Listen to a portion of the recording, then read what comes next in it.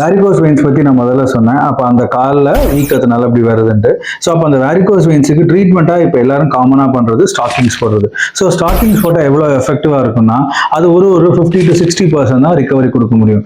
இதில் நான் முதல்ல சொல்லியிருந்தேன், இந்த ப்ராப்ளம் ஆகிறதுக்கு மெயின் காரணமே உங்களோட மசில்ஸ், உங்கள் காலோட மசில்ஸ் வந்து தளர்வடைகிறதுனால தான். அப்போ நீங்கள் அந்த காஃப் மசிலையோ உங்கள் தை மசிலோ ஸ்ட்ரென்தன் பண்ணுறது தான் முக்கியமான பாயிண்ட்டாக இருக்கும். நீங்கள் அதை பண்ணாமல் நீங்கள் ஸ்டாக்கிங்ஸ் மாதிரி போடும்போது என்ன ஆகுனா அது ப்ரெஷரை மெயின்டைன் பண்ணும், நம்மளுக்கு கம்ப்ரெஷன் எஃபெக்ட் கொடுக்கும். பட் அந்த கம்ப்ரெஷனால உங்க மசில் அது கரெக்ட் பண்ணுமா அப்படின்னா மசில் ஸ்ட்ரென்தன் ஆகாதுங்க.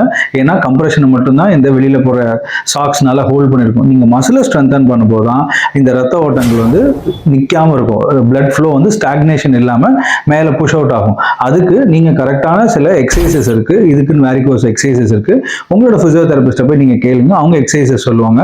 அந்த எக்ஸசைசஸை பண்ணும்போது இந்த மசில் எல்லாமே ஸ்ட்ரென்தன் ஆகும்போது இந்த பிளட் ஸ்டாக்னேஷன் கீழே இருக்காது, ஆட்டோமேட்டிக்காக பிளட் புல்லிங் அப் ஆக ஆரம்பிக்கும். ஸோ ப்ரெக்னன்சிக்கு அப்புறம் நீங்கள் இந்த எக்ஸசைஸ்லாம் கரெக்டாக பண்ணீங்கன்னா உங்களுக்கு வேரிகோஸ் வெயின்ஸ் ப்ராப்ளத்துலேருந்து 95% நீங்கள் எஸ்கேப் ஆகிடலாங்க.